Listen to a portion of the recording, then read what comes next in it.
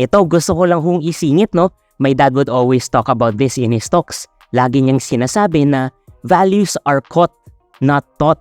So even if tinuturo natin to sa ating mga anak, sa ating mga loved ones, if tayo mismo hindi natin ginagawa, hindi natin sinasabuhay, then maybe our kids, lalo na if they're still in their formative years, mo-confuse yan kasi yung turo is one thing, pero yung gawa naman or yung nakikita nila is another thing. So very important po na especially dito sa financial responsibility, sa pag-manage ng pera, kailangan rin ho, tayo rin ho, magaling tayo mag-manage ng ating mga pera. In terms of what we teach them, dapat we walk the talk rin ho.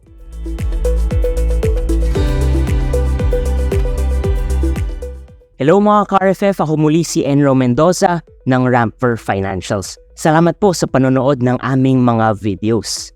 Isa ka bang parent na gusto mong palakihin ang iyong mga anak na financially responsible, marunong maghawak ng pera, o baka naman malaki na ang iyong mga anak at gusto niyo mong i-remind sa kanila ang importansya ng pag-save, pag-i-invest? Itong video ay para sa iyo. Una po sa lahat, gusto kong sabihin na napaka-blessed ho ako na ang parents ko, si Rex and Ana Mendoza, ay both financially responsible. They're both successful in their own right, diba? They both had their own income streams, and they brought us up, kaming mga anak nila, into financially responsible children.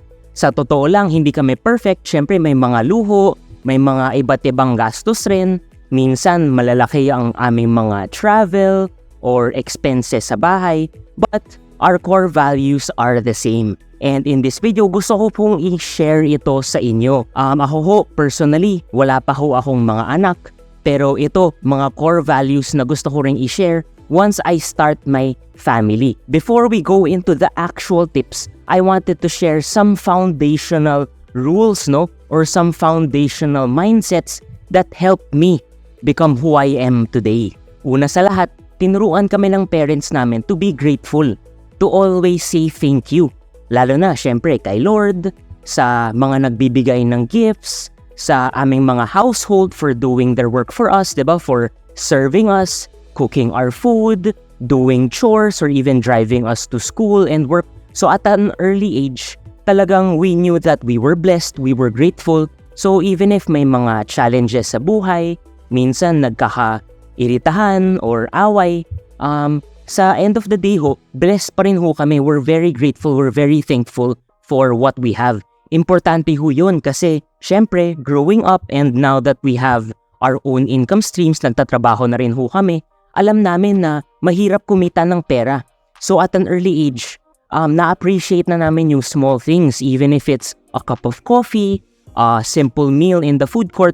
Talagang nagti-thank you talaga kami for everything that God has given us and for all of the people who love us, who serve us and give us those gifts, give us those tokens of appreciation. Ito ho, I'd like to share even if kunyari sa mga birthdays or sa Christmas, wala hong discrimination kung malaki yung regalo o maliit yung regalo, kahit card lang. Pero, ang importante ay the thought of it, diba? It's the thought that counts. So even if they just give us, kunyari a certain relative just give us a simple gift, let's say an example, a towel, talagang appreciate namin yun kasi kunyari ako when I was growing up, mahilig ako mag-basketball, mahilig ako maglaro sa labas, napaka-useful lang towel na yun. So kahit na towel lang siya, talagang we appreciate the thought of giving that gift to us kasi any gift is useful and any gift syempre is bought by the hard-earned money of that friend or relative. Diba? So that was very important to us, being grateful and just having that attitude of gratitude. Ito, gusto ko lang hong isingit, no? My dad would always talk about this in his talks. Lagi niyang sinasabi na values are caught, not taught.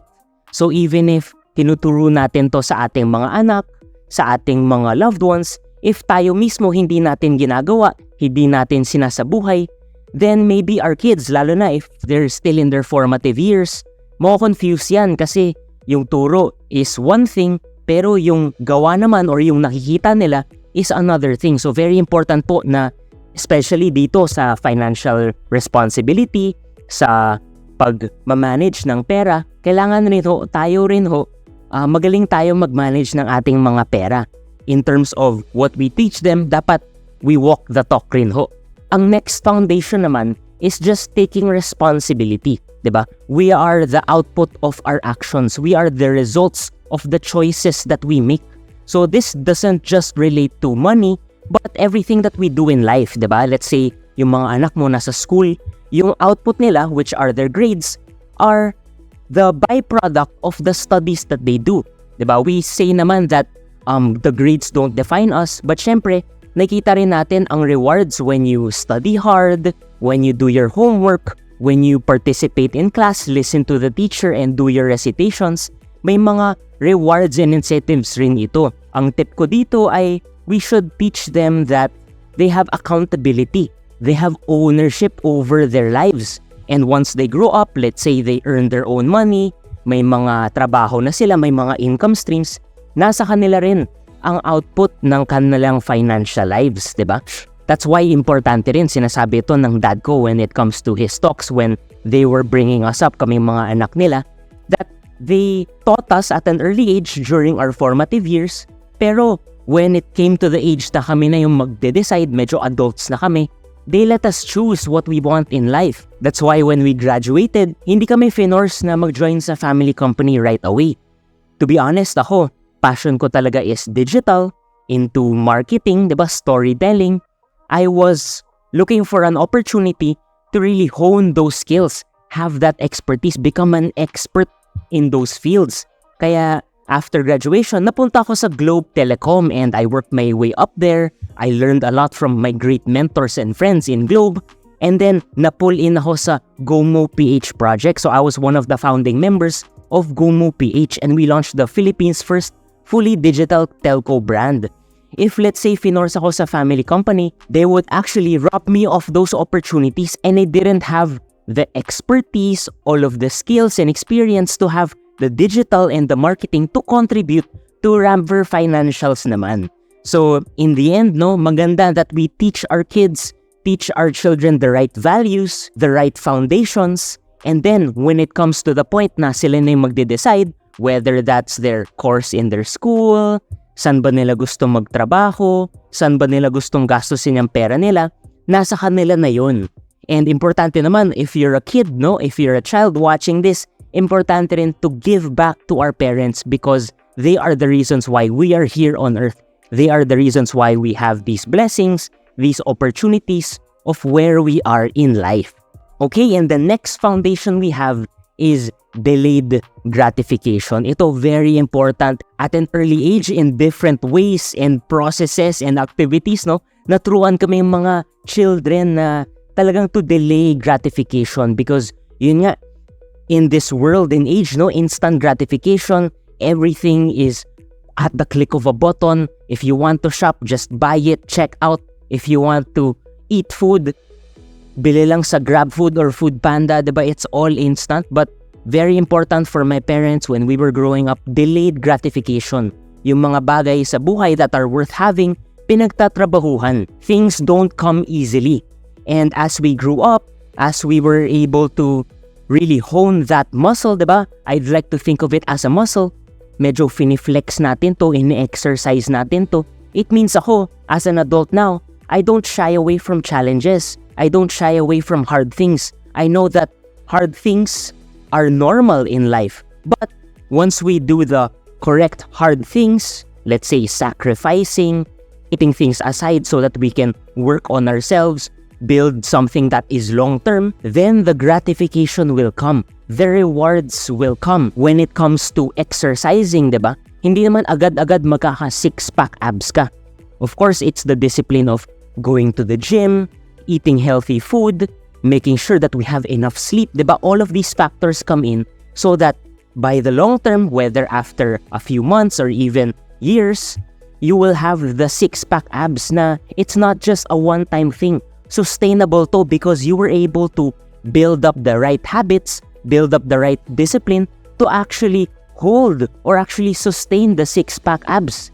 Hindi yung pag na-achieve mo na yung six-pack abs, ay, babalik ka na sa old ways mo. You're going to be eating junk food, diba, chips, hindi ho ganun. What's important is we build the right foundations, the right habits, the right skills, so that sustainable. And ganito rin ho sa pera. Diba? Imagine if you have a right job, you worked your way up, tapos na-promote ka, lumaki yung income mo, tapos ginastos mo lahat. Hindi ho ganun. What we want to do is build the right habits, enjoy the process na hindi naman lifestyle inflation agad, bili agad ng mga sapatos, mga bag, bagong kotse, bagong bahay.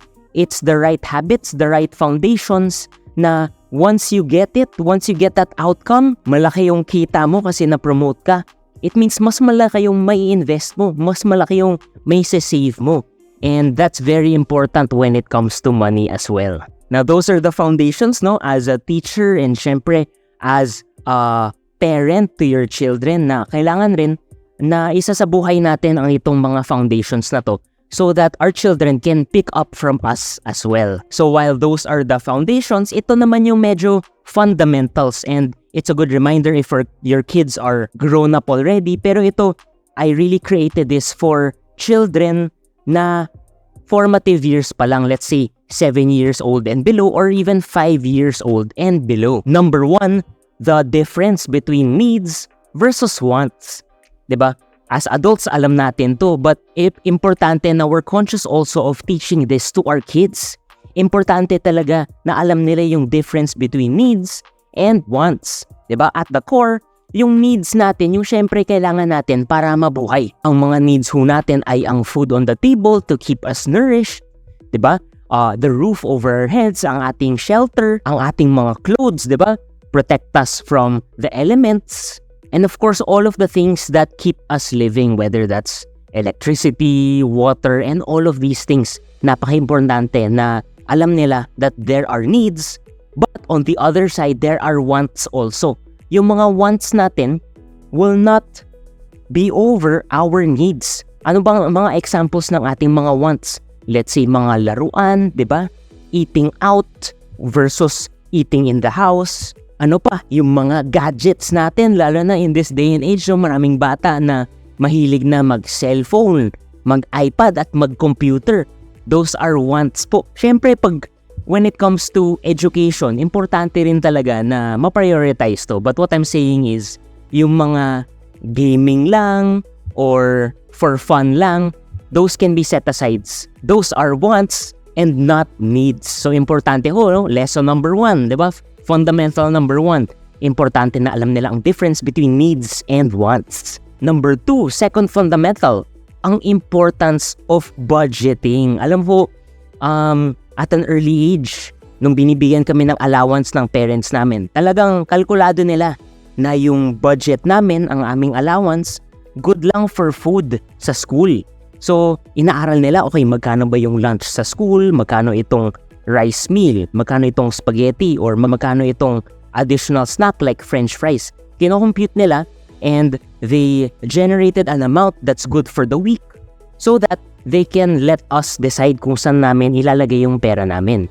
And more often than not, nababudget namin mga anak within that certain week. Minsan nga ho, medyo wise kami kasi kahit na binibigyan kami ng allowance, medyo kinukutsaba namin yung mga maids namin and cook sa bahay na magbaon pa rin kami para yung lunch namin covered na, yung pera na binigay sa amin pwede na pang dessert or pwede na pang ice cream or french fries, diba? So medyo wise kaming mga bata, and those are the things that are just byproducts of medyo the right foundations na hindi kami uutang dahil kulang yung allowance or hindi kami magpapalibre sa aming mga friends or classmates sa school, diba? So important that we teach them to live below their means or live within that certain allowance. And yun nga, that method of the allowance was one of the methods of our parents of teaching us the power of budgeting. Ito, medyo misconception about budgeting, no, na minsan it feels restrictive, parang we're in a cage kasi may budget. But I'd like to think of it another way, more of the positive side. Yung budget actually is liberating.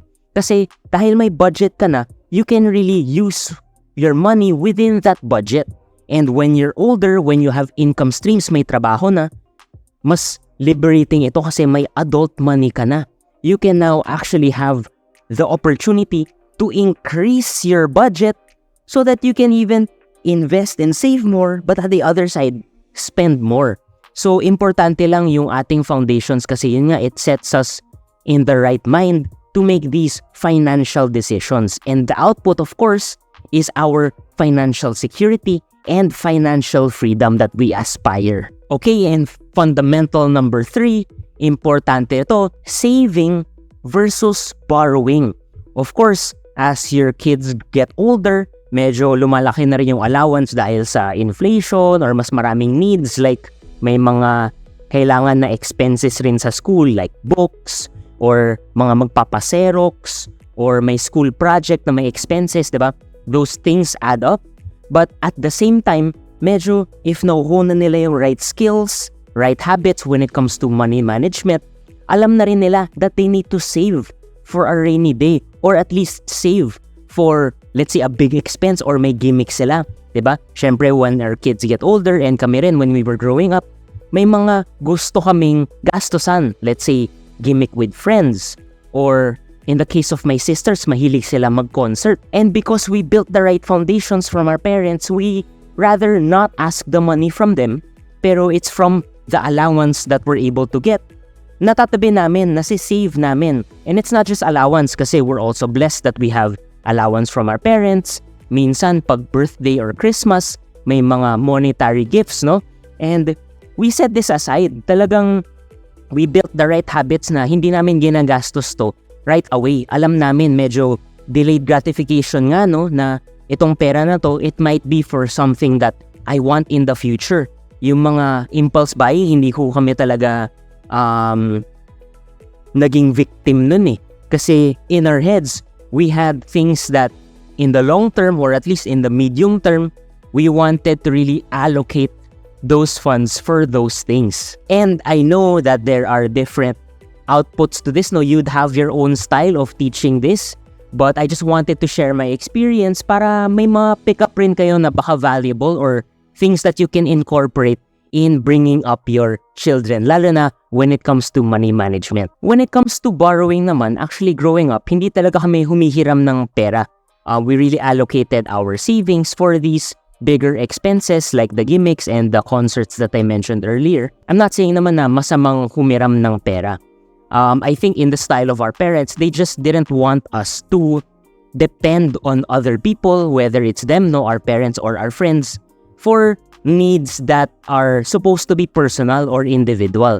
Now, I'm saying this kasi when it comes to, let's say, putting up a business naman, let's say, matanda na yung inyong mga children, they want to put up a business and they don't have capital yet. Those are things that they can consider when they're looking for funding. Now, if you haven't watched that video kay Miss Jung, you can watch that video for funding your business. Pero the reason why I wanted to highlight that in this video also is the difference between good debt and bad debt. Kasi yung bad debt nga ay things that you don't really need. And you're buying it with money that you don't have. Diba? Humihiram ka para mabili mo ang something that you cannot afford. Diba? But when it comes to, let's say, things that will move you closer to your goals, ito naman ay ang good debt. Let's say it's putting up a business or it's a mortgage, diba? You're buying an asset. Or even, let's say, for other cases, a car if you're in sales and you need to be on the field, visit your clients, and you really need that car, diba?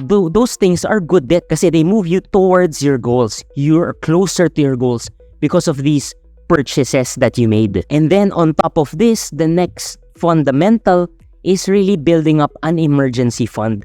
Kanina I mentioned about savings for, let's say, a bigger expense when we were kids, no?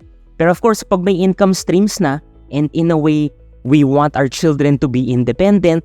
Now, when there's an emergency, when there's an accident, lalo na if it's personal to them, maganda na they have their own funds. And ito nga yung beauty ng emergency funds for a rainy day. Ako personally, when, of course, I had my own income na, when I started work in a corporate job, I was building up my emergency fund na so that if anything happens, I don't need to depend on my parents or I don't need to borrow money from friends. And that was also a blessing to me, to be honest. Kasi lalo na I had friends naman who weren't as blessed as me na with the right financial foundations. May mga umuutang here and there. And that's good naman, no, to help them out. But maganda na they're not dependent on you. You also have the responsibility to share the blessings, to teach them the right money habit, the right foundations, so that they can also save and invest in their future. And ito, I'd like to end this video with this fundamental. And to me personally, this is the most important. When we were growing up, our parents really taught us this, that money is just a tool, it's not the end goal. Diba? Money is an amplifier. It just amplifies who you really are. Diba? It can be a magic wand or a knife. A magic wand kasi, if you're a good person, you can actually use money to do more good, to help the less fortunate, to help people in need, to be able to create businesses so that there are opportunities for our countrymen to uplift and elevate their lives and their loved ones as well. Diba? So it's a magic wand kasi maraming mabuti ang magagawa ng pera para sa'yo and para sa ibang tao. But it can also be a knife. A knife kasi if masamang tao ka, you will actually use money for the worst things. You will use money in evil ways. So, it was very important that we knew this early on na it's just a tool. Money shouldn't change you. Actually, money amplifies you. And as we grew older, as we had our income streams, you would see naman no, that we really want to share the blessings. We speak in these conferences, lalo na with Brother Bo in the Truly Rich Club. We go to events like kay Sir Randall. We're very supportive of really endeavors, projects, initiatives that share the blessings to other people. God has given us all of these gifts, all of these blessings, all of these resources so that we can really pour from our cup, diba? And I'd always like to think, no, that we cannot pour from an empty cup. So maganda rin na we are prospering ourselves so that we can prosper others as well. And once we pour to other people, pour to other cups, God will keep on pouring more blessings into our cup. And I'd like to believe that a successful life is a fruitful life. So let's make this the best life possible, mga ka-RFF. Let's teach our children, teach the next generation how to manage our money, how to grow it, how to invest in our future, but in the end, how to help other people as well. Let's prosper others so that we can really build the Philippines as a prosperous nation.